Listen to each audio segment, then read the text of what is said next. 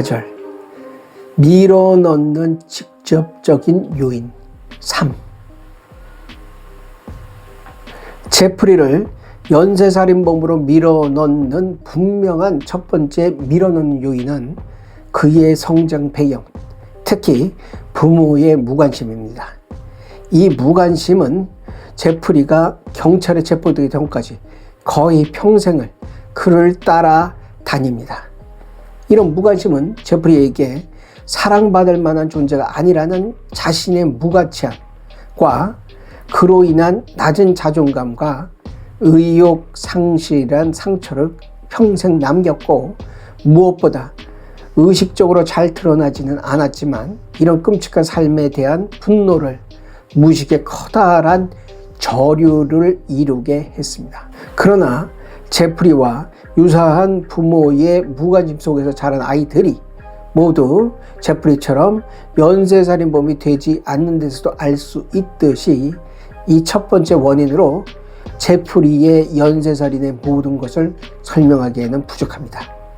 이런 성장 배경은 부모의 갈등이 해결되지 못하고 지속되면서 제프리를 연쇄살인범으로 몰아넣는 두 번째 밀어넣는 요인인 문제가 있는 성격 등의 정신적, 심리적 상태를 낳았습니다. 그것이 회피성 성격 장애와 이미 개인적 관계끼리인 성격의 일부가 뿌리 깊게 내린 분노나 낮은 자존감이나 무력감 등의 감정입니다.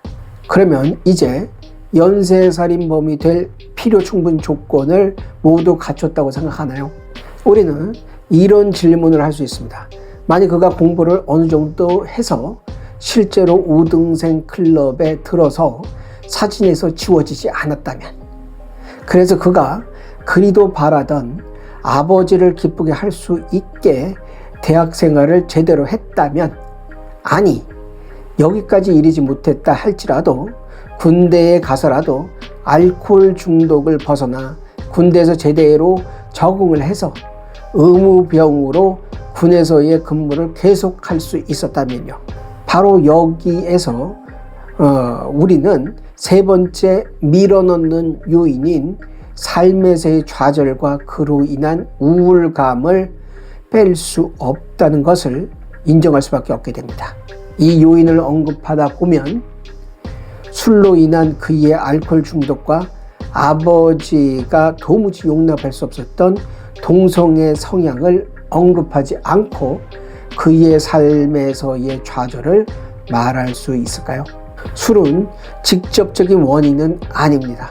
하지만 직접적인 원인인 삶에서의 좌절과 그로 인한 좌절감이란 세 번째 밀어넣는 요인으로 제프리를 몰아넣는, 즉 밀어넣는 간접적인 요인입니다. 술은 제프리가 살인범으로 가는 길에서 벗어날 수 있는 기회마다 나타나서 막았고 기어코 그를 살인으로 몰아넣었습니다. 술의 시작은 끔찍한 부모의 문제와 부모의 무관심으로부터 탈출을 위한 것이었습니다. 하지만 결과는 10대에 시작된 술은 고등학교 때 학업에 집중하는 것을 막았고, 대학을 몇 개월 만에 퇴학 처분케 했으며 군생활을 1년 정도 만에 강제 퇴역되게 하는 등 그의 모든 회복의 길을 막았습니다. 동성애도 술처럼 살인의 직접적인 원인은 아닙니다. 하지만 10대 때 성정체성의 혼란과 좌절을 낳았고, 이것이 삶에서의 좌절로 그를 몰아넣는 간접적인 요인이 된 것은 분명합니다. 그리고 이것 때문에 술에 더욱 더 빠져들게 됩니다. 그리고 동성애는 그의 살인의 희생자들을 젊은 남성으로 한정시키는 밀어넣는 요인이 되기도 했습니다. 취미. 사람들은 삶의 힘겨움과 좌절로 인한 짜증스러움과 분노를 취미를 통해서 풉니다. 하지만 부모의 무관심에 압도된 제프리는 음악이나 독서 등에 대한 관심을 추구하지 않았습니다. 알코올과 판타지를 취미라고 할 수 있다면 그의 유일한 취미였습니다.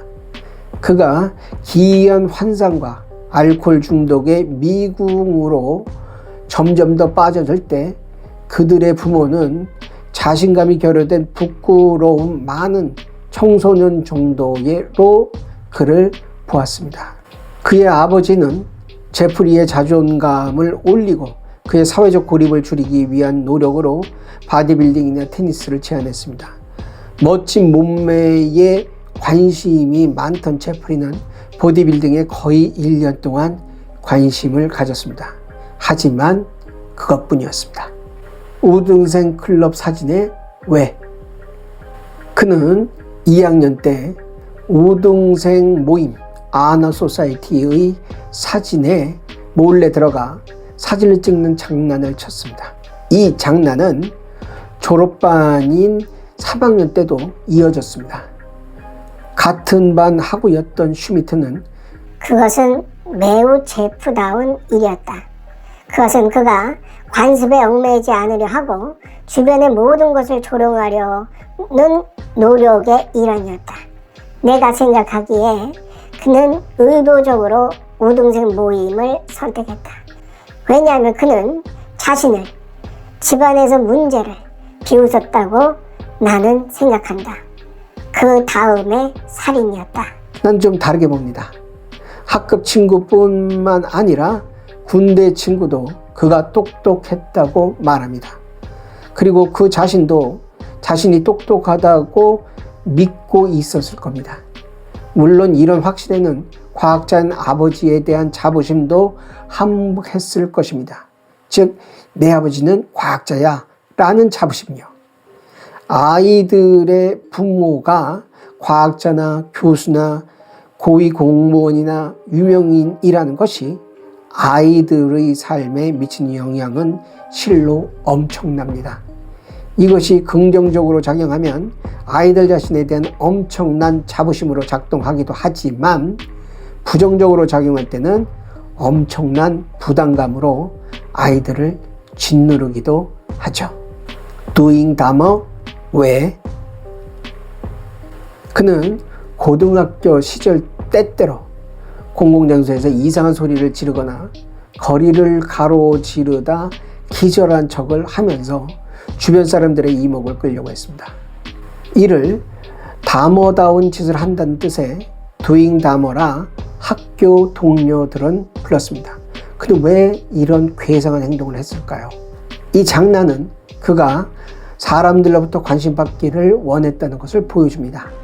그는 친구들이 doing 다머를 찐따짓으로 보았음에도 이런 부정적 관심조차 싫어하지 않았습니다. 또 학교에서 워싱턴 DC로 수학여행을 갔을 때 그는 전화 한 통화로 그부들을 위해 미국 부통령 사무실에 즉석 견학을 따내기도 했죠. 게다가 실제로 당시 부통령이었던 월터 먼데일도 만나게 해 학생들의 호감을 사기도 했습니다. 하지만 그는 이런 관심을 받을 수 있는 많은 방법이 있는데도 왜 하필 바보짓을 하는 방식을 택했을까요? 그의 장난에는 부모, 특히 어머니와 자신에 대한 혐오와 분노가 깔려 있는 조롱이 숨겨져 있습니다. 어릴 적 심리적 외상은 그에게 회피성 성격 장애를 낳는 것만은 아닙니다. 분노도 나왔습니다. 이 분노는 당연히 기대한 부모의 관심과 보살핌을 거부당한 데서 온 것입니다.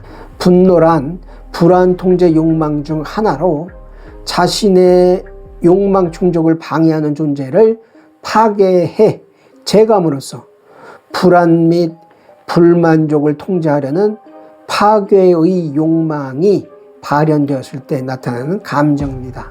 그래서 파괴 욕망은 공격성으로 나타납니다. 그의 어머니는 애착 실험에서 보듯 스킨십이 절실한 영아기 때 병균에 감염된 것이 두려워 제프리를 누구도 자신조차 먹일 때를 제외하고는 만지지조차 하지 않았습니다. 그의 어머니는 자신의 마음을 잡는데도 벅차했습니다. 제프리는 안중에도 없었죠.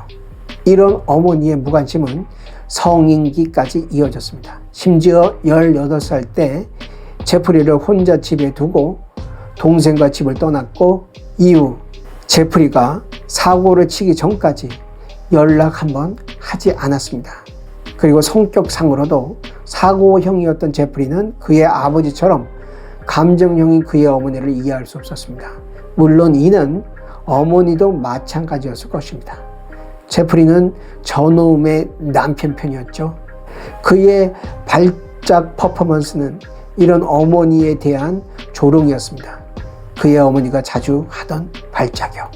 그리고 무엇보다 자기 자신에 대한 조롱이기도 했습니다.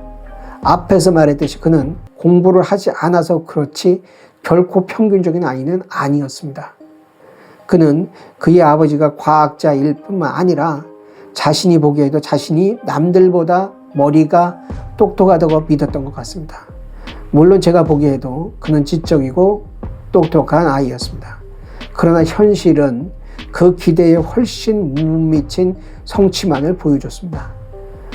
그리고 무엇보다 사춘기가 되면서 자신이 동성애자라는 것을 깨닫고 더욱더 자신을 싫어하고 혐오했습니다. 이런 자신에 대한 분노의 표현의 한 방식이 자신을 조롱하는, 그것도 만천하에 자신이 바보임을 보여주는 퍼포먼스를 하게 만든 것입니다.